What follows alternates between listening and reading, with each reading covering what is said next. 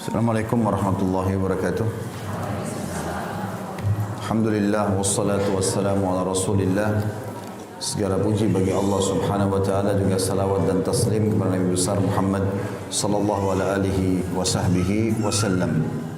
Melanjutkan bahasan kitab kita Mahkota Pengantin, dan pada pasal atau bab sebelumnya kita sempat membahas tentang pendapat-pendapat para ahli medis dan ahli ilmu keperawatan tentang masalah manfaat daripada hubungan seksual itu sendiri, dan bagaimana itu sangat baik buat kesehatan. Karena memang dari sisi agama juga kita melihat, teman-teman sekalian, kalau Islam memang, atau Allah Subhanahu wa taala dalam agama Islam ini menggambarkan kepada kita seperti dalam surah An-Nisa ayat 1, kalau Allah SWT menciptakan kita dari Adam dan Hawa, kemudian menjadikan manusia berkembang biak dari keduanya, artinya melalui hubungan biologis. Dan ini menandakan memang dia bagian yang harus diperindah, ya, dimaksimalkan, karena memang dengan cara itulah kita ingin saling sentuhan dan melampiaskan kebutuhan ini.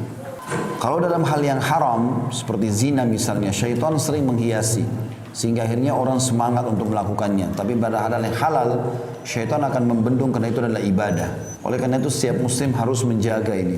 Dan sudah kita sebutkan beberapa hal yang harus diperhatikan berhubungan dengan masalah biologis, baik secara global ataupun secara teknis substansial pada pertemuan kita sebelumnya. Ada juga situ keterangan di lanjutan bahasan tentang masalah tips pelengkap ketika berhubungan seksual. Ini juga saya akan lewatin saja. Tetapi saya kasih garis global yang sudah saya sebutkan pada pertemuan sebelumnya. Kalau seseorang itu harus berusaha memaksimalkan keadaan biologis itu. Setiap sentuhan pasangan, baik itu sentuhan dia dengan anggota tubuhnya, atau mungkin sentuhan dalam hati kita dengan ucapan, dengan suara, atau mungkin dengan hadiah, benda yang materi yang diberikan, atau kenyamanan kamar, kenyamanan tempat, ya, waktu. Ini semua harus direspon dengan positif. Kita harus royal dengan mengucapkan terima kasih. Kita harus royal dengan membalas respon baik dengan respon baik. Kalau perlu setiap pasangan memberikan satu respon, kita memberikan dua respon. Ya, itu bermanfaat sekali, terutama dalam masalah biologis. Ya. Teman-teman itu di situ bisa membaca nanti, ada di halaman 237 tentang wasiat seorang ibu kepada putrinya. Cuma memang kadang-kadang bahasa-bahasa ini bahasa yang sangat peka, dan saya tidak melihat ini saya bacakan di dalam ta'lim. Maka teman-teman bisa melihat intinya semuanya itu membahas tentang masalah tips untuk melakukan biologis yang tepat. Tapi ada di situ wasiat, ya, wasiat seorang ibu kepada anaknya yang ditulis oleh penulis di halaman 237 sampai 238. Itu perlu setiap wanita memperhatikan wasiat itu. Jadi bagaimana setiap sentuhan suaminya dia respon dengan sentuhan yang baik.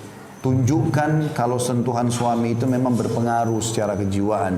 Jangan dibiarkan orang sudah berusaha untuk memberikan yang terbaik, rangsangan yang terbaik, waktu yang terbaik, ya, hadiah yang terbaik, tapi ternyata membuat kita tetap dingin saja. Jadi ada orang subhanallah berbiologis seperti tidak biologis. Tidak ada suara, tidak ada respon. Ini semua bertolak belakang dengan apa yang dianjurkan dalam syariat. Karena memang biologis adalah anjuran yang sangat ditekankan, dan sudah kita bacakan Al-Baqarah 223 pada pertemuan sebelumnya tentang bolehnya bervariasi dalam biologis. Bahkan wanita yang bisa memberikan syahwat suaminya adalah wanita yang dijamin surga. Dalam sebuah riwayat dijelaskan seperti itu. Maka ini harus ada respon. Begitu juga seorang suami. Pada saat istrinya memberikan yang terbaik, dia berusaha untuk bisa merespon itu semua. Kalau ada sebuah kendala yang membuat kita tidak bisa, bahasakan. Ajak pasangan diskusi. Ini masalah penting, jangan dibiarkan. Saya kok rasanya seperti ini.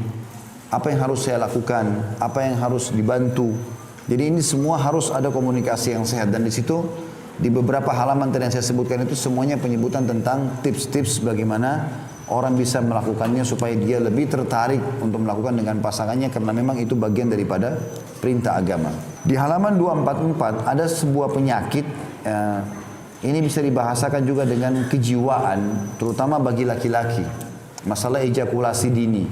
Jadi dia lebih dulu menyelesaikan biologisnya daripada istrinya. Ini biasanya banyak faktor-faktor penyebab ejakulasi dini sehingga membuat istri tidak puas dalam masalah biologis. Karena laki-laki biasanya biasanya atau umumnya mereka kalau sudah menumpahkan sperma, mereka membutuhkan waktu lagi untuk membangkitkan syahwatnya. Oleh karena itu kalau dia ejakulasi ini lebih dulu mengeluarkan atau klimaks daripada istrinya, ini biasanya berpengaruh pada istri. Istrinya jadi tidak suka ya. Karena kadang-kadang kalau dia muncul egonya si laki-laki, setelah selesai lalu dia pergi, ditinggalkanlah istri dalam kondisi tidak mendapatkan kepuasan. Ini tidak boleh. Ini juga sudah dirincikan oleh para ulama. Ada banyak faktor-faktornya. Faktor yang pertama biasanya yang umumnya terjadi, kurang percayanya si laki-laki itu sendiri. Dan ini bisa menjadi faktor utama, kurang percayanya si laki-laki terhadap masalah biologis ini, sehingga akhirnya dia menganggap dirinya tidak bisa memuaskan istrinya. Ini pemahaman keliru, ini cuma permainan mindset saja dia. Bagaimana dia bisa mengatur itu? Kalau dia niatkan untuk bisa memberikan kepuasan istrinya dan dia bisa mengontrol, insya Allah akan aman dengan sendirinya. Maka itu faktor yang sering terjadi. Dan Nabi SAW mengatakan, pada saat ditanya, kapan anak laki-laki lahir dan kapan anak perempuan lahir, artinya kalau seseorang mau anak laki-laki, mau anak perempuan, bagaimana caranya? Maka Nabi SAW mengatakan, andai saja laki-laki lebih dulu klimaks, ya, maka otomatis anaknya menyerupai dia, ya, laki-laki. Kalau si perempuan lebih dulu klimaks, maka berarti anaknya menyerupai dia, maksudnya anak perempuan. Berarti di sini ada bahasan tentang masalah bagaimana seseorang menyelesaikan lebih dulu dia atau pasangannya. Kalau ingin mengatur keturunan, kapan si niatnya mau dapat anak laki-laki, maka memang di masa-masa subur pada saat biologis, laki-laki itulah yang lebih dulu klimaks. Bagaimana caranya supaya si laki-laki memang dia di sini masalah ejakulasi ini malah memang mestinya penting dalam masalah itu. Lalu istrinya yang menyusul. Kalau ingin anak perempuan, memang si perempuan lebih dulu, baru kemudian laki-laki. Berarti memang bisa diatur itu, sebenarnya cuma masalah mindset orang saja. Kemudian juga yang kedua, bisa juga karena pengaruh si laki-laki terlalu mencintai pasangannya, ya, dan itu ditarik dalam masalah biologis. Artinya kita boleh mencintai pasangan, tapi kadang-kadang kalau terlalu tergila-gila, tanda kutip di sini, itu membuat juga ejakulasi dini biasanya, karena dia tidak bisa kontrol syahwatnya.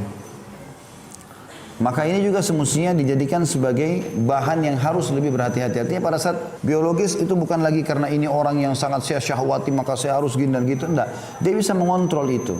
Itu juga bisa menjadi faktor-faktor. Kemudian termasuk juga dalam masalah faktor, kalau yang disebutkan oleh penulis saya bacakan, banyak suami menderita ejakulasi dini, suatu problem yang mengurangi kepuasan suami istri saat bersenggama, bahkan terkadang ini bisa membawa kepada persimpangan jalan, artinya terjadi perselingkuhan. Adakah solusi untuk problem ini? Maka jawabannya banyak pemuda yang baru menikah, bahkan banyak laki-laki yang sudah beristri mengalami problem ejakulasi dini yang menyebabkan, meskipun bukan merupakan sebab utama kegagalan kehidupan rumah tangga bagi banyak orang.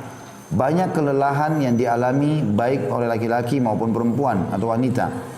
Laki-laki tidak bisa menikmati hubungan seksnya dan waktu yang lama yang bisa memuaskan dahaganya dan juga menghalanginya dari memandang kepada keharaman. Kemudian ia membiarkan istrinya tanpa bisa menyelesaikan hajatnya.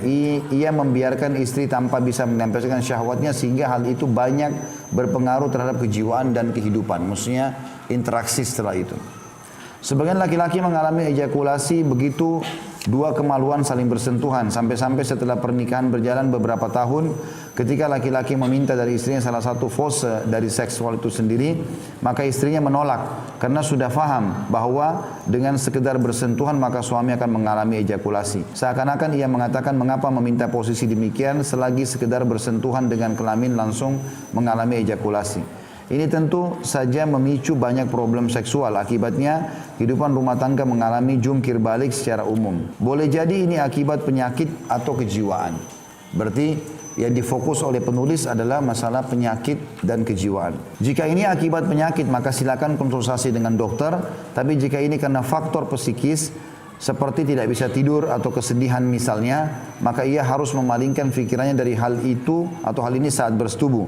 Ia harus tahu bahwa istrinya memiliki hak dan ia harus memberikan kepada setiap orang haknya atas haknya atau memberikan hak masing-masing. Sebagian orang mencari kiat untuk memperlama dalam bersenggama. Di antara mereka ada yang memalingkan pikiran untuk berpikir suatu yang lain saat bercumbuan atau bersenggama, seperti menghitung dari 1 hingga 100 atau kebalikannya. Ada orang kadang-kadang begitu, supaya dia tidak klimaks, maka dia mengalihkan seakan-akan tidak lagi biologis. Ada beberapa orang begitu. Ada yang memalingkan pandangan dari tubuh istrinya. Ada yang mengoles salep pada kelaminnya dengan segala macam menggunakan obat tahan lama dan seterusnya. Ada yang membiarkan istrinya mencumbui dan memainkan seterusnya. Ya, maksudnya adalah berhubungan biologis. Ada laki-laki juga saat merasa hampir ejakulasi, ya, maka ia berhenti sejenak. Sekian banyak cara-cara yang banyak orang lakukan. Tetapi yang paling penting kalau kita simpulkan di halaman 245 adalah bagaimana seseorang mengontrol mindset dia, pikiran dia. Dia bisa dengan mengontrol itu, dia bisa klimaks kapan dia inginkan. Dan itu bisa kalau orang melatih secara kejiwaan. Jadi kapan dia menginginkan, kayak tadi misalnya anak laki-laki maka dia lebih dulu klimaks. Kalau kapan dia ingin anak perempuan, dia memberikan istrinya. Dia bisa mengontrol itu. Karena itu semua berpikir, kalau masalah psikis ya, masalah kejiwaan saja, pikiran saja. Kecuali dia punya penyakit, itu lain. Ya, penyakit ini banyak sekali contoh-contohnya dokter lebih tahu. Tapi kalau cuma masalah kejiwaan, dia hanya bisa mengontrol, dia hanya perlu mengontrol pikiran dia saja. Di sini juga ada bahasan yang saya lihat sama masalah bagaimana membangkitkan atau membangkitkan gairah wanita, gairah pria. Ini semuanya ya bahasan-bahasan yang sensitif, tapi saya akan bacakan dalilnya. Ada motivasi dalam syariat teman-teman di halaman 247. Kalau yang saya langkahin itu berarti Bapak Ibu baca sendiri di rumah ya. Ya, karena ini kalau saya baca di taklim kayaknya kurang tepat itu. Tapi yang dalam Islam, dalam syariat kita memang dianjurkan untuk mengulang-ulangi dan memperindah biologis itu. Karena itu bagian daripada ibadah sekali lagi. Di antaranya adalah hadis yang diriwayatkan oleh Imam Muslim di jilid 1 halaman 249 dari Abu Sa'id Al-Khudri radhiyallahu anhu, beliau berkata Rasulullah SAW bersabda, "Idza ata ahadukum ahlahu thumma arada an ya'uda falyatawadda." Jika salah seorang di antara kalian telah menggauli istrinya, kemudian dia ingin mengulangi lagi, maka hendaklah dia berwudu. Ya, ternyata wudu ini menyentuh daerah-daerah sensitif dari telapak tangan, wajah, mulut dan hidung, kepala dan telapak kaki. Ini daerah sensitif yang menghidupkan kembali kesegaran tubuh. Ya, sebagaimana juga kita tahu kata Nabi SAW, kalau kalian sedang emosi, lagi berdiri duduklah. Kalau kalian duduk masih emosi, ya berbaringlah. Kalau kalian masih emosi, berwuduklah. Karena wudu akan meredam marah itu. Nanti dia juga mendinginkan dan merilekskan organ-organ tubuh, wudu itu. Karena di sini ada urat-urat saraf yang kalau tersentuh air maka akan segar. Kita kalau ngantuk wudu, maka hilang ngantuknya. Maka ini sabda Nabi SAW mengatakan siapa yang ingin mengulanginya, berarti ada semacam motivasi untuk melakukan itu. Makanya ulama mengatakan dalil ini sangat kuat kalau setiap muslim harus bisa mengatur dan memperindah hubungan biologisnya dengan pasangan halalnya, karena memang ada motivasi syariat untuk mengulangi. Bahkan Nabi SAW itu pernah menggauli istri-istrinya dengan satu kali mandi saja. Itu disebutkan dalam riwayat setelahnya dari Anas bin Malik radhiyallahu anhu anna Nabi sallallahu alaihi wasallam kana yatufu ala nisa'i bi ghuslin wahid, bahwasanya Nabi SAW pernah menggilir istri-istrinya dengan sekali mandi. Hadis ini diriwayatkan Muslim juga di nomor di jilid 1 halaman 249. Ini tentu menjelaskan tentang masalah bagaimana Nabi SAW bisa mengontrol syahwat itu, ya, sehingga pada istri yang pertama beliau mungkin belum klimaks, sehingga pindah di istri yang kedua dan seterusnya, sehingga nanti beliau klimaks di waktu yang beliau inginkan dan mandinya satu kali saja. Ya, ini menandakan adanya pengulangan dalam masalah biologis. Berarti ada motivasi syariat untuk mengulangi, dan untuk mengulangi tentu butuh ya pendorong yang kuat. Baik itu penampilan, tutur kata, sentuhan, semua berhubungan dengan masalah itu. Dan sekali lagi kalau diniatkan ini karena Allah Subhanahu wa taala akan menjadi keindahan dalam kehidupan dan juga pahala yang besar. Ini juga ada singgungan lagi pada penulis di halaman 247 setelah menjelaskan dua dalil tadi. Agar bisa mengulanginya, dianjurkan agar tidak boleh membisu. Ya. Di situ beliau membahasakan dengan itu, dengan kalimat-kalimat, dengan ungkapan, kalau memang kita merasakan ada respon, ya, seperti itulah ya. Kita masuk ke masalah hukum fikih sekarang. Di halaman 248, kata beliau, sekali lagi kalau ada yang saya langkai paragraf, berarti itu Bapak Ibu coba nanti dibaca pelan-pelan, karena ini berapa lembar, berapa paragraf saja. Itu memang bahasa-bahasa yang sensitif yang saya lihat sekali lagi di taklim tidak saya bahasakan. Ada pertanyaan di halaman 248, setelah suami istri berhubungan, apakah wajib segera mandi atau boleh menundanya? Ini hukum fikih. Sekarang kalau habis biologis langsung mau tidur boleh nggak Ustaz? Atau harus mandi dulu baru bisa tidur? Bahkan ada keyakinan sebagian orang kalau belum mandi nggak boleh makan. Ya. Tidak boleh juga mengulangi lagi biologis dan seterusnya. Padahal sebenarnya tidak benar. Yang benar itu kalau orang lagi junub, ya tidak boleh membaca Al-Quran, tidak boleh sholat, itu benar. Puasa pun boleh. Misalnya di bulan Ramadan ada orang berhubungan biologis menjelang subuh, kemudian pas adzan subuh dia belum mandi, dia baru mau mandi, maka boleh saja sah puasanya.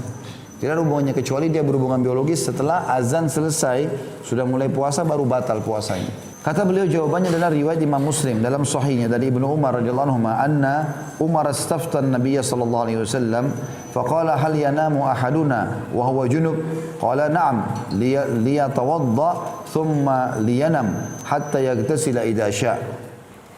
Bahwa Umar bin Khattab radhiyallahu anhu pernah meminta fatwa kepada Nabi SAW dengan bertanya, apakah boleh salah seorang dari kami tidur dalam keadaan junub? Dia baru habis klimaks kemudian langsung tidur, ya, tanpa mandi. Maka beliau menjawab, Nabi SAW menjawab, iya, hendaklah ia berwudu kemudian tidur sebelum ia mandi, ya, jika ia mau. Hadis ini diriwayatkan Imam Muslim di jilid 1 halaman 249. Juga Ibnu Umar radhiyallahu anhu berkata, Zakara Umar bin Khattab li Rasulillah sallallahu alaihi wasallam annahu tusibuhu janabah min al-lail. Faqala lahu Rasulullah sallallahu alaihi wasallam tawadda waghsil zakaraka thumma nam. Umar bin Khattab pernah mengutarakan kepada Nabi SAW bahwa dirinya terkena jinabah atau maksudnya mandi, junub, ya, pada malam hari, belum mandi nih, ya, dalam keadaan junub. Maka Nabi SAW bersabda, cucilah kemaluanmu lalu berwudulah kemudian tidurlah. Artinya boleh tidur walaupun belum mandi. Abdullah bin Abi Qais berkata, aku bertanya kepada Aisyah radhiyallahu anha tentang solat witir yang dilakukan Rasulullah SAW. Lalu ia menyebutkan kelanjutan hadis. Aku bertanya, kaifa kana yasna'u fil janabati? Akana yaktasilu qabla an yanama aw yanamu qabla an yaktasil?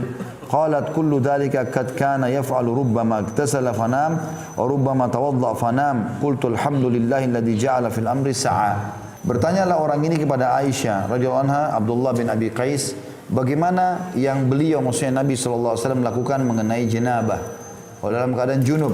Apakah beliau mandi sebelum tidur ataukah tidur sebelum mandi?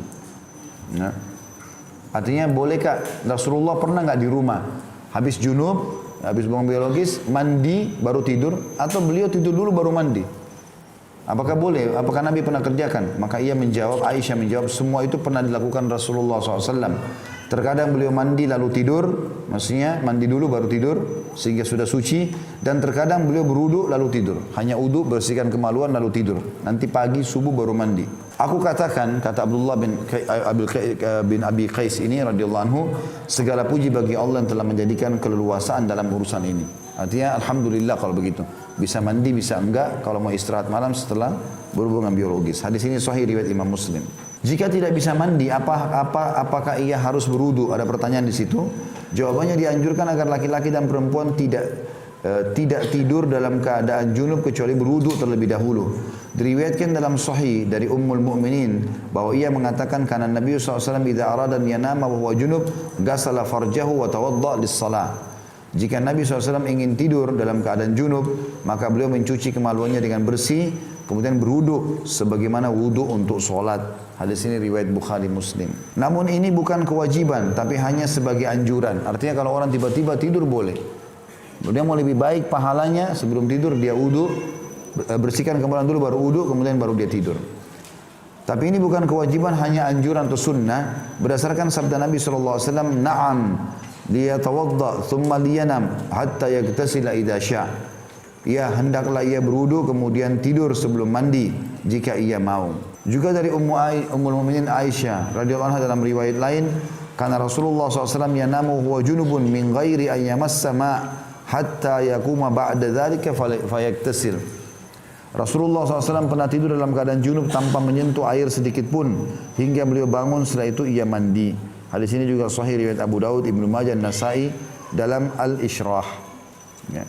Hanya ulama menanggapi mengatakan kalau orang habis berhubungan biologis lalu dia membersihkannya, ya, terlebih dahulu kemaluannya lalu dia wudu baru dia tidur, ini jauh lebih aman buat dia. Satu sisi kemaluannya bersih sehingga dia nyaman tidur.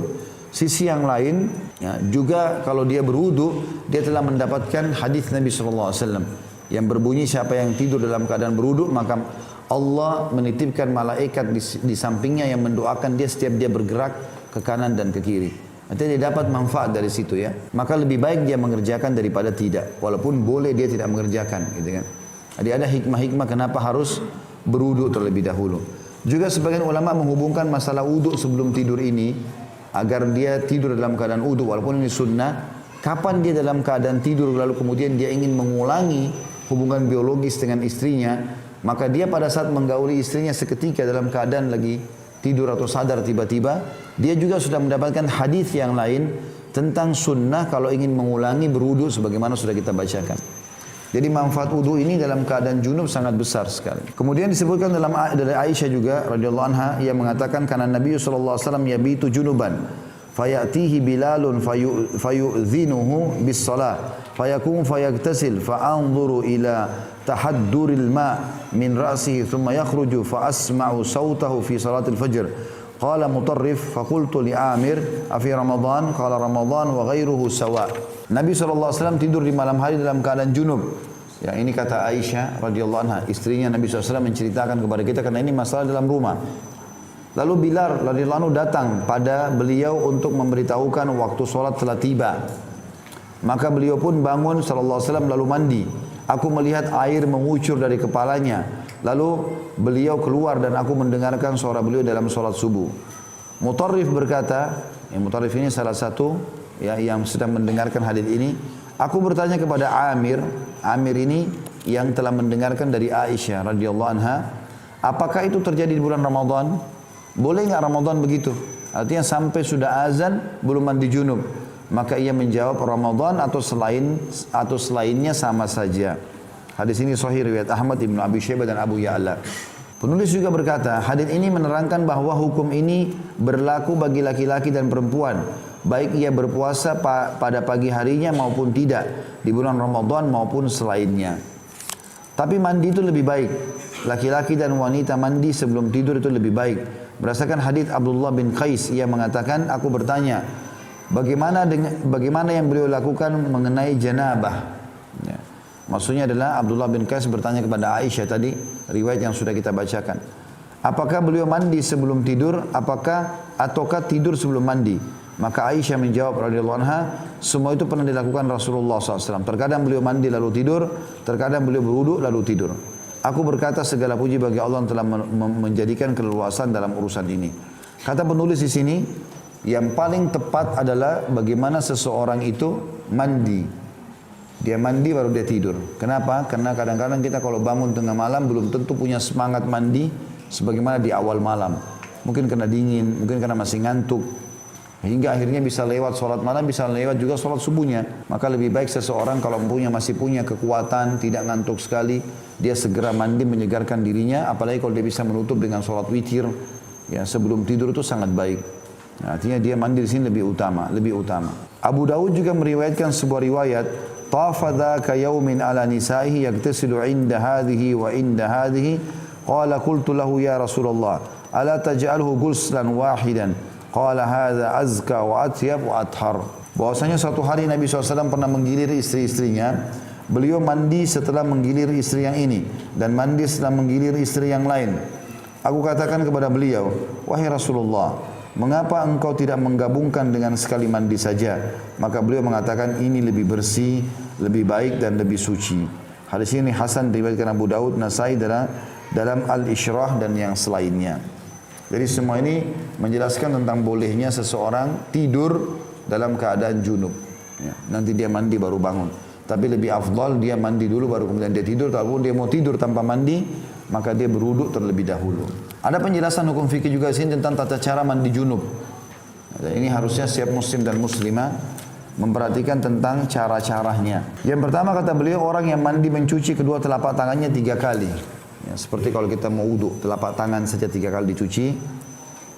Ini sebagian ulama mengatakan hikmahnya adalah kemungkinan dia pada saat biologis mungkin memegang kemaluan pasangannya, mungkin menyentuh benda-benda atau haram, sesuatu yang dianggap kotor, maka dia mencucinya. Kemudian yang kedua, mencuci kemaluan dari depan dan belakang secara baik dengan menggunakan tangan kiri. Ya. Ini tentu kenapa dikatakan tangan kiri, karena Nabi SAW tidak menggunakan tangan kanan dalam mencebok atau membersihkan diri. Itu dijelaskan dalam hadis Bukhari yang lain. Aisyah berkata radhiyallahu anha, Nabi SAW tidak menggunakan tangan kanan kecuali kepada hajat-hajat yang baik, dan tangan kiri beliau gunakan untuk membersihkan kemaluannya. Kemudian yang ketiga, berwudu sebagaimana wudu untuk sholat, dengan catatan tetap menjaga wudu dari perkara yang membatalkannya dan tidak menyentuh kemaluan dengan tangan manapun. Jadi artinya mencuci telapak tangan, membersihkan kemaluan sampai bersih. Kita mau pakai sabun juga lebih bagus, ya. Sampai udah bersih benar-benar lalu kita wudu. Kemudian setelah wudu seperti wudu sholat, yang keempat menyela-nyela rambut dengan jari-jari sebanyak 3 kali. Jadi ambil air di jari-jari kemudian disentuhkan di bagian kulit kepala sebanyak 3 kali. Yakni orang yang mandi membasahi tangannya dengan air kemudian menyela-nyela rambutnya dengan jari-jarinya, yakni melewatkan jari-jarinya pada sela-sela rambutnya. Yang kelima, mengguyurkan 3 cidukan air sepenuh 2 telapak tangan. Kalau kita 1 timba sekarang, shower juga tentu sudah masuk, ke atas kepala hingga kulit kepala basah dengan sempurna. Kalau dalam sebuah riwayat dikatakan Nabi SAW mengguyur setelah memegang bagian sisi kanan kepala sehingga terasa di kulit kepala airnya, maka mengguyur sebelah kanan bagian tubuh 3 kali, baru kemudian mengguyur sisi kiri dan seluruh tubuh. Selanjutnya yang keenam, membasuh tubuh sebelah kanan, dimulai dengan bagian tubuh paling atas kepala, lalu paling bawah, artinya biarkan air mengucur sampai ke bawah. Disertai catatan untuk tidak menyentuh kemaluan, serta seperti telah disinggung, untuk menjaga wudu agar tidak batal. Karena wudu tadi yang dipakai itu boleh dipakai sholat setelahnya, asal tidak batal. Tapi kalau setelah kita wudu, lalu kita mandi, lalu kita pakai sabun lagi, diletakkan di kemaluan tersentuh, maka batal wudu yang awal. Nanti kalau mau sholat dia harus wudu lagi. Yang ketujuh, membasuh tubuh sebelah kiri, dimulai dengan bagian tubuh paling atas, kemudian paling bawah. Kedelapan, membasuh tubuh dengan air secara baik, artinya semua kena, ya, sela-sela tubuh. Dan yang terakhir, yang kesembilan adalah disertai catatan agar memperhatikan untuk mencuci ketiak, pusar dan belakang lutut. Ya. Ini tempat-tempat yang kadang-kadang tidak kena air, maka digosok di bagian ketiak. Di situ dijelaskan. Kemudian bagian pusarnya karena ada lubang, dikhawatirkan tidak kena air pada saat mandi junub sehingga mandi junubnya tidak sempurna. Kemudian juga bagian belakang lutut, ya, biasanya ada lipatan di atas betis, antara betis dengan paha belakang. Setelah itu ia pergi ke tempat sholatnya tanpa perlu berwudu kembali, asal dia tidak membatalkannya. Kalau kesentuh kemaluan, keluar angin, kencing, maka ini semua berarti batal wudu awal. Untuk sholat dia harus wudu lagi. Imam Muslim meriwayatkan dalam sahihnya tentang tata cara mandi Rasulullah SAW. Idza iktasala minal janabati yabda'u fayaghsila yadayhi thumma yufrigha biyaminihi ala shimalihi فيغسل فرجه ثم يتوضأ وضوءه للصلاة ثم يأخذ الماء فيدخل أصابعه في أصول الشعر حتى إذا رأى أن قد استبرأ حفن على رأسه 3 حفنات ثم أفاض على سائر جسده ثم غسل رجليه. Ketika mandi janabah, mula-mula beliau SAW mencuci kedua telapak tangannya, lalu beliau menuangkan dengan telapak kanan atau dengan tangan kanannya pada tangan kirinya, lalu mencuci kemaluan. Maksudnya Nabi SAW ambil cidukan air dengan tangan kanan ditaruh ke tangan kiri yang mencebok kemaluannya. So kita jelaskan tadi, kanan tidak boleh memegang kemaluannya. Setelah itu beliau berwudu seperti wudu untuk sholat. Kemudian mengambil air lalu memasukkan jari-jarinya pada akar-akar rambut hingga ketika merasa bahwa beliau sudah menyempurnakannya, maka beliau menciduk 3 kali cidukan dengan kedua telapak tangan untuk diguyurkan pada kepalanya, lalu mengguyur seluruh tubuhnya, lantas membasuh kedua kakinya. Tidak ada perbedaan antara laki-laki dan wanita mengenai tata cara mandi janabah. Muslim meriwayatkan dari Ummu Sulaim radhiyallahu anha, inni imra'atun ashuddu dhafra ra'si fa'anqudu li ghuslil janabah wa fi riwayatil haidati wal janabah qala la innama yakfiki an tahthiya ala ra'siki 3 hathayat thumma tufidina alaiki al-ma' fatathurin. Aku adalah seorang wanita yang biasa mengencangkan jalinan rambutku, maksudnya menguncirnya. Apakah aku harus melepasnya kalau aku mandi janabah? Kalau ada kunciran, maka dalam satu riwayat, apakah aku harus melepasnya kalau aku dalam keadaan haid atau junub? Maka Nabi SAW menjawab, tidak perlu. Tapi cukup bagimu mengguyurkan pada kepalamu 3 kali cidukan, lalu kamu guyurkan air pada tubuhmu, maka kamu menjadi suci.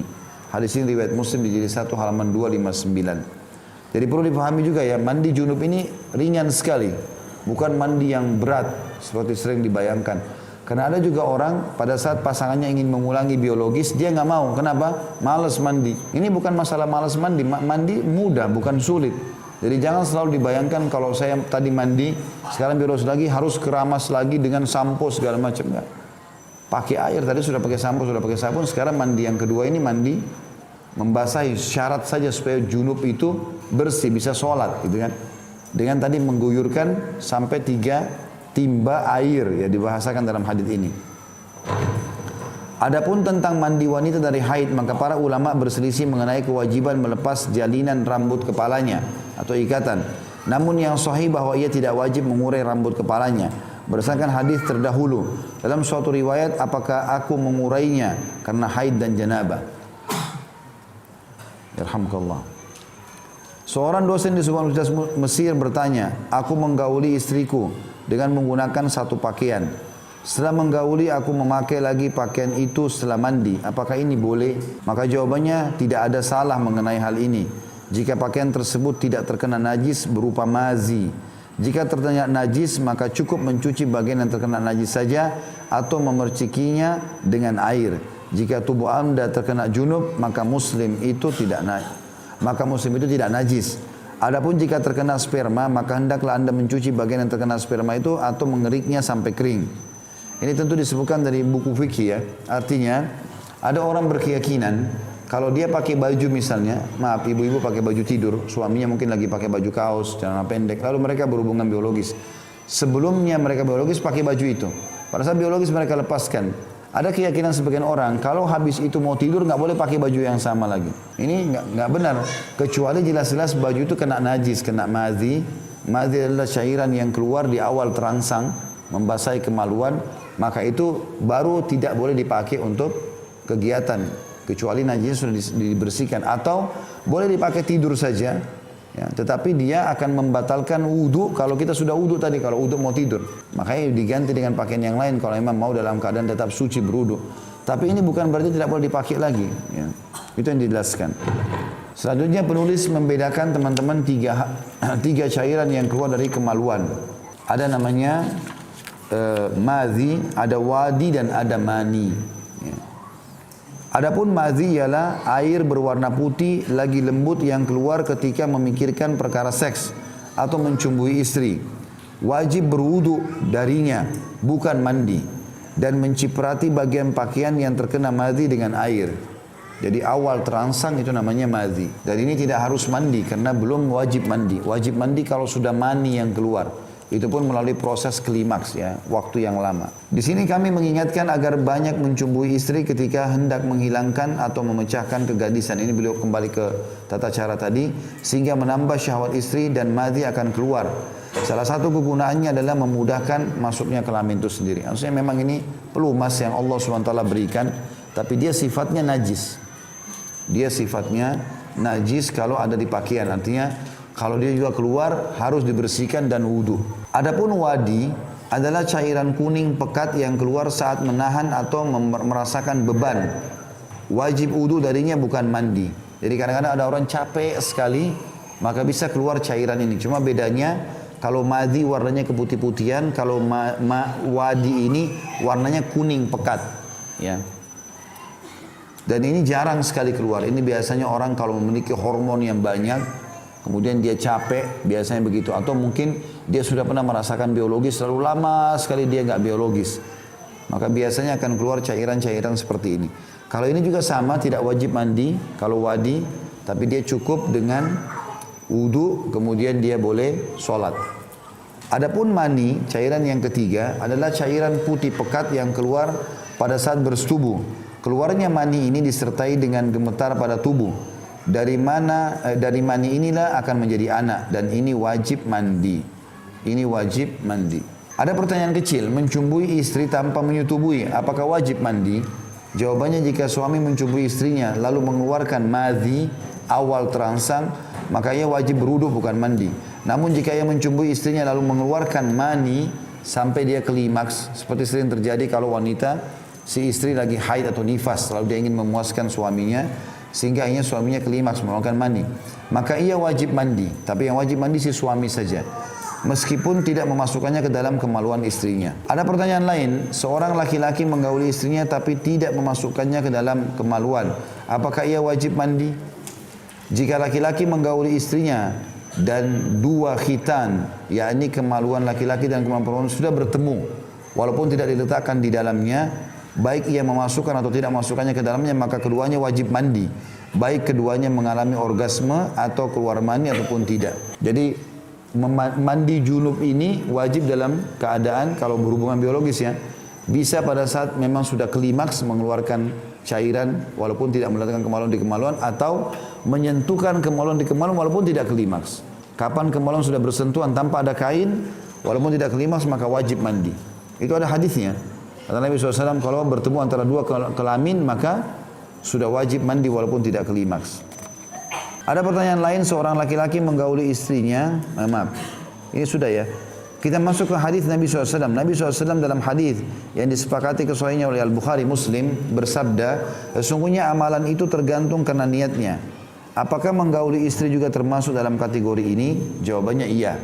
Artinya niat untuk mengerjakan ibadah, dia akan dapat pahala.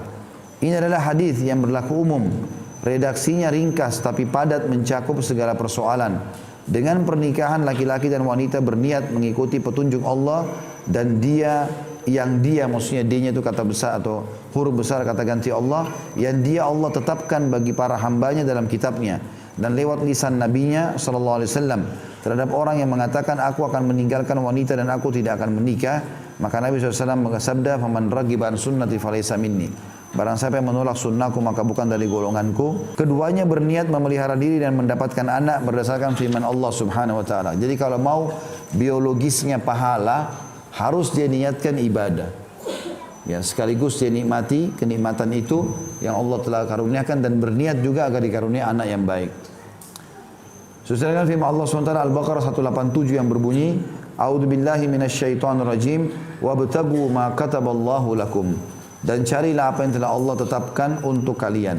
Ini tentu tentang masalah ya, hubungan-hubungan biologis yang dihalalkan oleh Allah. Allah suruh cari kepuasan di sana. Itu makna daripada Al-Baqarah 187. Dengan cara apapun silakan, kecuali yang diharamkan saja yang tidak boleh. Suami istri harus tahu bahwa hubungan seksual yang mereka lakukan bisa bernilai sedekah. Berdasarkan hadits Abi Dzar radhiyallahu anhu, anna nasa min ashabin Nabi sallallahu alaihi wasallam qalu lin Nabi sallallahu alaihi wasallam, ya Rasulullah, dhahaba ahlud duthuri bil ujuri yusalluna kama nusalli wa yasumuna kama nasumu wa yatasaddaquna bi fuduli amwalihim. Qala awalaysa qad ja'ala Allahu lakum ma tasaddaquna inna bi kulli tasbihatin sadaqa wa kulli tasbihatin sadaqa wa kulli tahmidatin sadaqa wa kulli tahlilatin sadaqa wa amrun bil ma'rufi sadaqa wa nahyun 'anil munkari sadaqa wa fi budi ahadikum sadaqa. Qalu ya Rasulullah ayati ahaduna syahwatahu wa yakunu lahu fiha ajr. Qala ara'aytum law wada'aha fi haram akana 'alaihi fiha wizr fakadzalika idza wada'a fil halal kana lahu ajr. Sejumlah sahabat pernah mengatakan kepada Nabi SAW, wahai Rasulullah, telah pergi orang-orang kaya dengan membawa pahala. Artinya orang-orang kaya sudah borong pahala banyak nih. Kenapa pahalanya orang kaya banyak? Kata para sahabat, mereka sholat sebagaimana kami sholat, mereka puasa sebagaimana kami puasa, hanya saja mereka bersedekah dengan kelebihan harta mereka. Artinya mereka bisa dapat pahala dengan harta yang mereka infakkan. Kami nggak bisa menginfak harta kepada mereka. Ya. Maka Nabi SAW mengatakan, bukankah Allah telah menjadikan buat kalian apa yang dapat kalian sedekahkan? Tidak punya harta bisa sedekah dengan cara lain. Apa itu? Kata Nabi SAW, sungguhnya tiap-tiap tasbih terdapat sedekah. Kau ucapkan subhanallah sekali, sedekah. Seperti orang keluarin duit tuh. Mengucapkan satu kali takbir, sedekah. Mengucapkan sekali tahmid, sedekah. Mengucapkan tahlil la ilaha illallah, sedekah. Ya. Dan menyuruh kepada kebaikan, amar ma'ruf, sedekah. Melarang dari kemungkaran, sedekah. Semua itu pahala. Dan ini 4 zikir masuk dalam hadis Nabi SAW Ya, kalimat kata Nabi SAW 4 kalimat yang paling Allah cintai, subhanallah, walhamdulillah, wala ilaha illallah, wallahu akbar. Ini masuk dalam kalimat ini. Pokoknya setiap ucapkan tasbih maka sama satu sedekah dan seterusnya sampai 4 kali zikir tadi. Subhanallah, alhamdulillah, wala ilaha illallah, wallahu akbar. Dan ini kata Nabi SAW, aku mengucapkan sekali saja lebih aku sukai daripada terbitnya matahari. Menyuruh kepada kebaikan, semua yang diperintahkan Allah kita ingatkan, dapat juga sedekah. Berapa banyak kita sampaikan nasihat, begitu banyak juga pahala kita dapatkan seperti bersedekah dengan harta. Dan juga melarang orang dari kesalahan juga sedekah. Yang berhubungan dengan materi kita masalah biologis, Nabi lalu sampaikan di sini. Nabi mengatakan, dan ketahuilah, termasuk sedekah juga adalah di kemaluan kalian terdapat sedekah. Maka kata para sahabat, ya Rasulullah, apakah salah seorang di antara kami melampiaskan syahwatnya lalu mendapatkan pahala? Maka beliau SAW menjawab, bagaimana pendapat kalian sekiranya ia melampiaskan pada keharaman, berzina? Apakah ia mendapatkan dosa? Demikian pula bila ia melampiaskan pada yang halal, maka ia akan mendapatkan pahala. Hadis riwayat Imam Muslim di jilid 2 halaman 697. Kata beliau penulis hadis ini berisi dalil bahwa perkara mubah itu bisa menjadi ketaatan atau bernilai ibadah karena niat yang benar.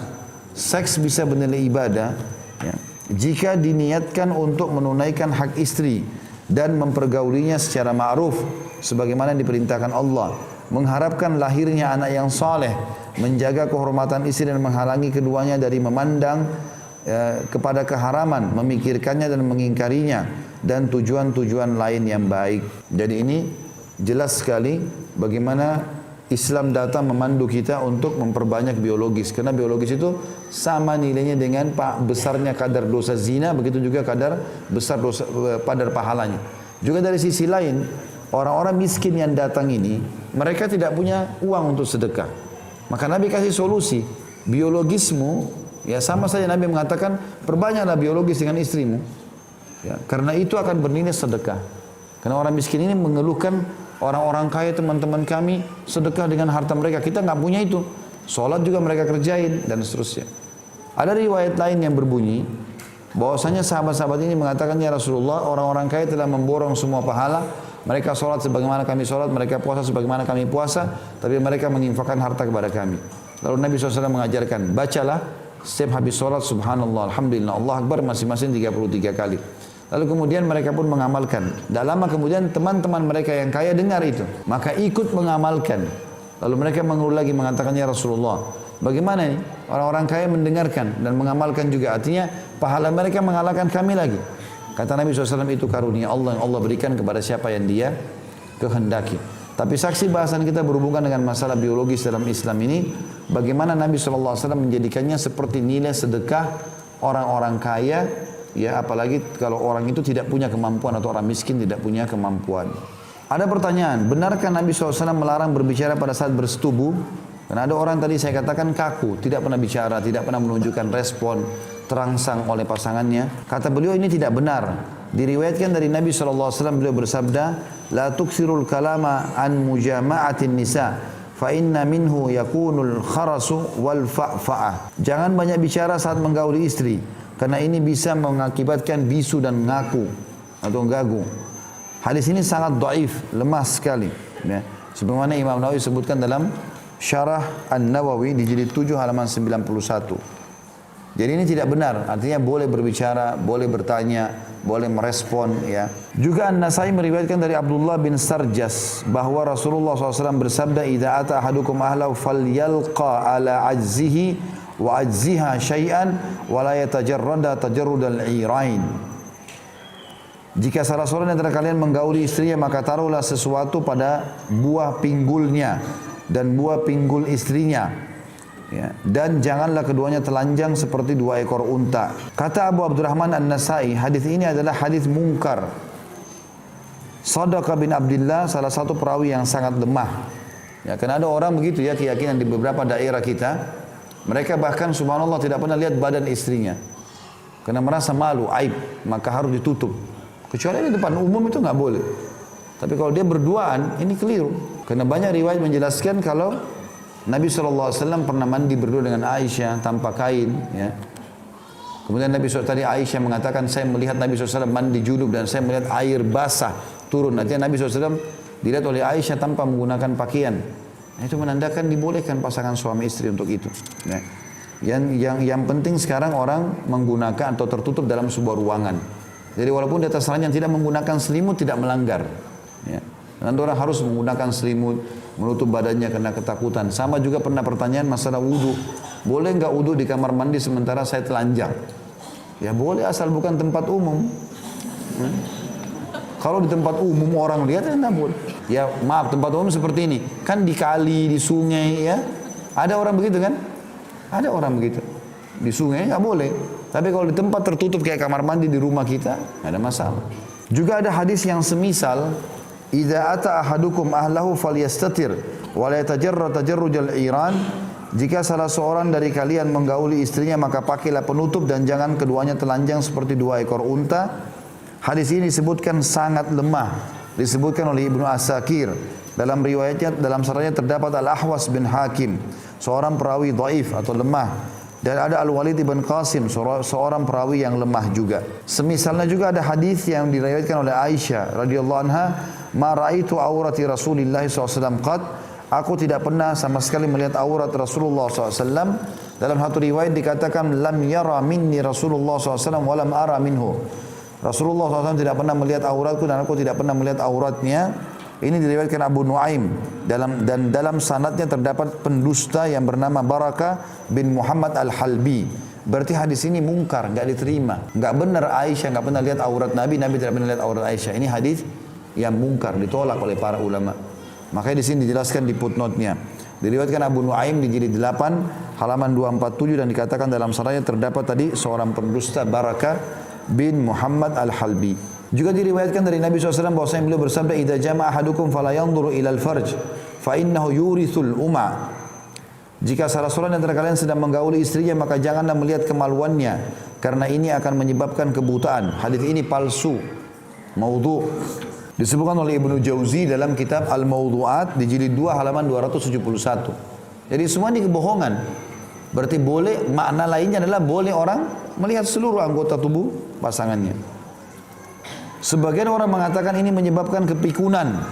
Ini bukan dalil syar'i yang menunjukkan pengharaman. Yang benar tentang masalah adalah diriwayatkan dari Muawiyah bin Haidah. Ia mengatakan, "Ya Rasulullah, auratuna ma na'ti minha wa ma nadhar. Qala ihfaz aurataka illa min zawjatika aw ma malakat yaminuk." Faqala ar-rajulu yakunu ma'ar rajul. Qala in istata'ta alla yaraha ahadun faf'al. Qultu war-rajulu yakunu khalian. Qala fallahu ahqqu an yustahya minhu. Wahai Rasulullah, mana aurat kami yang boleh kami perlihatkan dan mana yang tidak boleh? Maka Nabi SAW menjawab, jaga auratmu kecuali kepada istrimu atau budak yang kamu miliki. Artinya pada istri atau suami silakan terbuka. Selain mereka enggak boleh. Ia bertanya, bagaimana laki-laki sama laki-laki? Ada batasannya enggak? Beliau menjawab, jika kamu mampu seorang pun tidak melihatnya maka lakukanlah. Enggak boleh, biar sama laki-laki enggak boleh. Sebagian ulama mengatakan batasnya dari pusar sampai ke lutut. Ya. Perempuan pun sama perempuan tetap ada batasan antara yang tidak boleh kelihatan sawati, bagian dada sampai ke kemaluan ini tertutup. Sisanya lutut ke bawah, lengan, ya, ke jari, leher ke atas ini semua masih membolehkan kalau sesama jenis. Itu pun di waktu darurat, kecuali kedokteran ya, maksudnya orang lagi sakit ke dokter, maka itu berbeda kalau untuk berobat. Lalu bertanya lagi sahabat tersebut, bagaimana dengan laki-laki yang sendirian? Maka beliau bersabda, Allah lebih pantas untuk diberikan rasa malu. Hadis ini sahih riwayat Abu Daud, An-Nasai dan Tirmidzi. Kata sebagian ulama hadis yang dimaksud dengan kalau orang lagi sendiri dia harus malu, jangan juga dia sendiri di rumah tapi kemana-mana, ke dapur, kemana telanjang. Nah iya. Artinya dia sebatas di kamar mandi dia perlu untuk telanjang. Mungkin dia lagi mau ngambil baju, mungkin ada terbuka. Tadi tidak ada orang lihat. Walaupun dia sendiri. Ini makna hadis. Dan kalau dia lagi sendiri bagaimana ya Rasulullah? Kata Nabi SAW, Allah lebih pantas dia malui. Maksudnya adalah jangan juga dia keliling kemana-mana. Walaupun tidak ada orang lihat. Gitu kan? Nah, itu dimaksudkan. Seorang penyair berkata, janganlah bersubuh dalam keadaan berpakaian, karena itu termasuk kejahilan tanpa diragukan. Tapi lepaskanlah semua pakaian yang melilit di badan, lalu cumbui dia, jangan membuatnya ketakutan. Artinya, kalau sama suami istri, nggak ada masalah. Orang tua kita hanya bisa melihat aurat kita, atau kita sebagai orang tua bisa lihat aurat anak kita, atau badannya, Itu sampai umur tamyiz namanya. Umur tamyiz itu 7, 8 tahun, 10 tahun lah. Ya. Sebagian ulama menguatkan pendapat dengan 10 tahun daripada hadis Nabi SAW. Ya, suruhlah anak kalian sholat di umur 7 tahun, pukullah mereka di 10 tahun dan pisahkan mereka di ranjang. Ya, maksud dalam pisahkan di ranjang artinya jangan tersingkap auratnya, walaupun adik kakak. Ya, makanya umumnya subhanallah anak-anak kalau sudah 7 tahun, 8 tahun, 10 tahun ini nggak mau lagi ibunya lihat. Kalau anak laki-laki, kadang-kadang ibunya mau masuk kamar mandi dia tolak sama dia walaupun dia belum balik. Begitu juga dengan anak perempuan sudah punya rasa malu. Ya, saya punya anak perempuan kalau umur 5 tahun, 6 tahun dia mau keluar kamar mandi lihat saya dia tutup lagi. Masih kecil tapi ya, dia sudah nggak mau. Itu fitrah ya. Memang orang tua punya batas. Apalagi kalau sudah balik lebih lagi nggak boleh. Tapi kadang-kadang pasangan berbeda. Pasangan ini malah dibolehkan dan dianjurkan untuk itu. Jadi jangan sampai kita menarik pemahaman-pemahaman yang keliru sehingga akhirnya membatasi masalah hubungan yang semestinya bisa dilakukan ini. Kata beliau, maksudnya adalah mandi bersama dan boleh memandang kemaluan istri atau sebaliknya. Aisyah berkata radhiyallahu anha, "Kuntu agtasilu ana wa Rasulullah SAW min ina'in wahid minal janabah." Aku mandi bersama Rasulullah SAW dalam satu bejana karena jinabah. Hadis ini hadis sahih riwayat Imam Ahmad di jilid 6 halaman 30. Artinya di dalam satu kolam Nabi SAW berdua dengan Aisyah radhiyallahu anha tanpa ada selembar kain pun. Dalam riwayat lain kata Aisyah, aku pernah bersama Nabi SAW dalam satu wadah, kemudian tidak ada memisah antara aku dengan Nabi SAW kecuali air itu saja. Kata beliau, tapi memakai penutup lebih baik berdasarkan hadis Muawiyah yang telah berlalu. Artinya kalaupun ada orang mau taruh gorden, dia tutup itu nggak ada masalah. Tapi jangan sampai juga kita tarik kepada hukum umumnya. Ada juga subbahasan beliau mengatakan bermesraan saat mandi. Artinya variasi dalam berhubungan biologis bisa dilakukan dalam banyak keadaan. Selama itu halal, tidak ada masalah. Dan sekali lagi tertutup dari mata-mata orang. Ya. Karena ini tidak boleh menceritakan aja tidak boleh, apalagi sampai menggauli di depan orang. Karena ada juga orang terlalu ekstra, mereka bermesraan walaupun di depan umum. Ini nggak boleh. Nanti kalau ada orang yang hasut, orang yang tidak senang, maka itu bisa kena mata panas ya. Ya pernah kita jelaskan. Nanti di akhir bahasan kita ada masalah itu. Ada bagaimana menyelamatkan rumah tangga dari sihir dan ain. Ya, di akhir-akhir buku kita ada. Dan insya Allah kita sudah mau masuk di bab-bab terakhir ini ya. Termasuk boleh mandi bersama, boleh dimandikan ya, dan boleh melakukan biologis pada saat itu. Berdasarkan hadits Aisyah radhiyallahu anha beliau menceritakan, kuntu agtasilu ana wa Rasulullah SAW min ina'in wahid baini wa bainahu fayubadiruni hatta aqula da'li. Qalat wahuma junuban. Aku mandi bersama Rasulullah SAW dalam satu bejana yang terletak antara diriku dengannya. Namun beliau selalu mendahuluiku sehingga aku katakan, biarkan untukku, sisahkan untukku. Kata Aisyah saat itu keduanya dalam keadaan junub. Hadis ini sahih diriwayatkan oleh Imam Muslim. Baik, begitu saja bahasan kita insyaAllah. Semoga bermanfaat. Kalau benar dari Allah, kalau salah dari saya mohon dimaafkan. Subhanakallahumma bihamdika asyhadu an la ilaha illa anta astaghfiruka wa atubu ilaik. Wassalamualaikum warahmatullahi wabarakatuh.